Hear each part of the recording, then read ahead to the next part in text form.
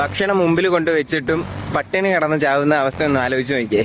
ഒരു തവള അതിന്റെ മുമ്പിൽ ഒരു ചത്ത ഈച്ചയെ കൊണ്ടിട്ടാൽ അത് ഇഗ്നോർ ചെയ്യും. പക്ഷെ ഒരു കാർഡ്ബോർഡോ അങ്ങനെ എന്തെങ്കിലും ഒന്ന് എറിഞ്ഞു കൊടുക്കുകയാണെങ്കിൽ attacks instantly.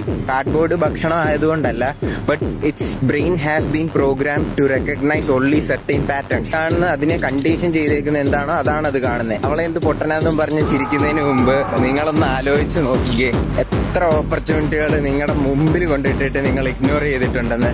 Because that didn't look the way you expected. എത്ര ഓപ്പർച്യൂണിറ്റികൾ നിങ്ങൾ മിസ് ചെയ്തിട്ടുണ്ടെന്ന് ഓർക്കുക.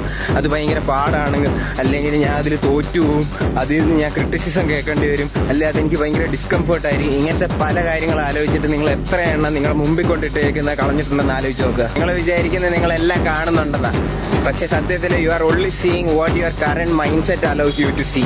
ജീവിതത്തിലെ ഏറ്റവും വലിയ ഓപ്പർച്യൂണിറ്റീസ് ചിലപ്പോൾ നിന്റെ തൊട്ട് മുമ്പിൽ കിടപ്പുണ്ടായിരിക്കും, പക്ഷേ still your mindset is limited and you are just rejecting those opportunities. അത് പാടായിരിക്കും, പക്ഷെ ആ ഒറ്റ മതിയായിരിക്കും നീ ജീവിതത്തിൽ മൊത്തത്തിൽ അങ്ങ് മാറാൻ.